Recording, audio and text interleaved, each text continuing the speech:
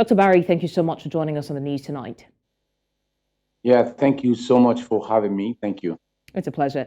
Now, Dr. Barry, by 2014, when activities of the Boko Haram went into full-scale terrorism in a section, Nigerian government confronted it with its might. Now, more than a decade after, insecurity has spread to every part of the country, making many people say that it's been a tough challenge to tackle insecurity in Nigeria. So, I'm sure you agree with me. If that's the case, why then has it been so difficult to check the spread of insecurity and curb it in the country? Well, I think first I would like to say that subsequent administration in Nigeria have not really done anything uh, positive so far to curb the issue of insecurity in our country. They are more interested in politics of who wins and who takes it all. And you see, when you participate in issues of winning and taking it all, definitely the support that every administration is supposed to get will be denied.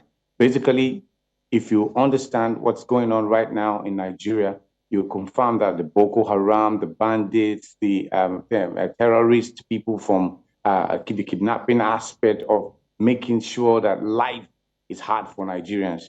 One of the major reasons or one of the major solutions should be looked at issues like I think we have three issues to look at. One, we should remove, discard, and disengage the bad eggs that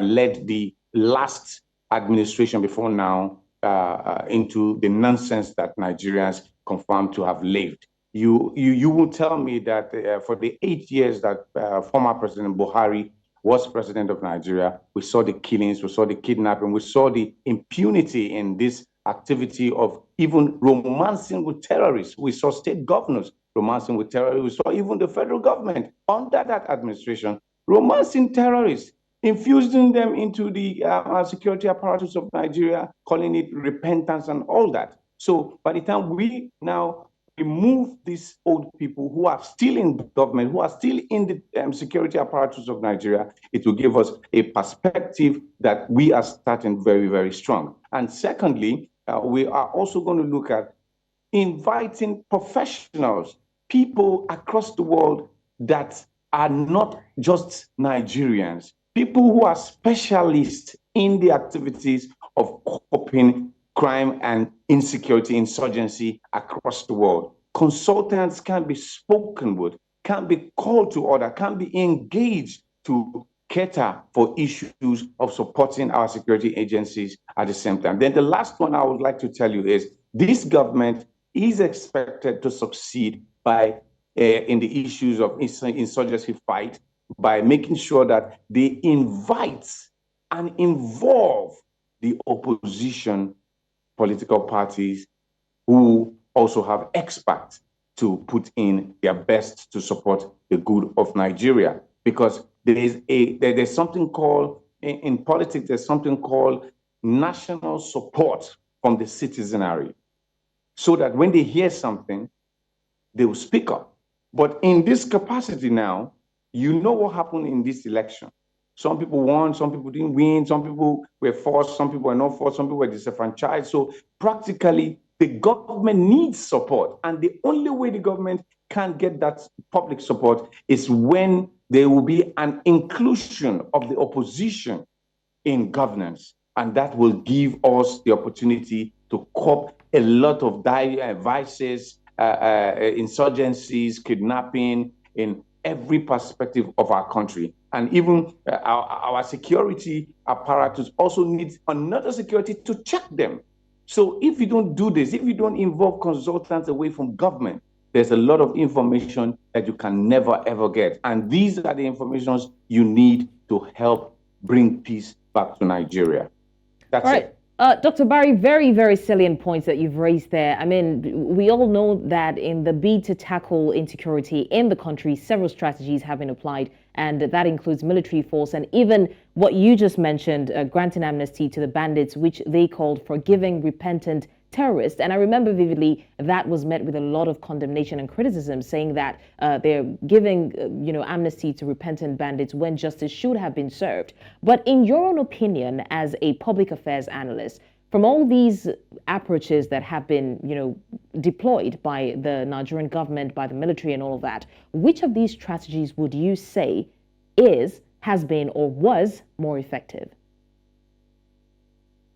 Well, I think the strategy to involve these young people who find themselves in the insurgency business and terrorism business in Nigeria, for me, I say the government failed woefully. For the 8 years former President Buhari was president of Nigeria, it's a total waste. It's a total blackout when it comes to the security apparatus of Nigeria. And most of these same people who followed that administration are still in government. They're still in power. So what do you expect? Until these people are shown the way out, nothing will happen in our country that is positive. So practically, the removal, the discardment of those who are part and parcel of the other administration that did not succeed must be paramount in this administration. And again, I say, and I'll keep saying, you must involve an inclusion of the opposition people in governance. Nigeria runs a kind of politics of the winner takes it all. And when you run that kind of system of politics, and you don't have the people with capacity to help you run Nigeria or run the administration, run the country, it becomes a problem. So practically, we are calling on this present administration to look out of the box, to get Nigeria back on track. Without a solid security for our people and those who do business in Nigeria, Nigeria cannot be found wanting. Nigeria cannot be found wanting in the committees of nations who are serious to put bread and butter on the table of its citizens.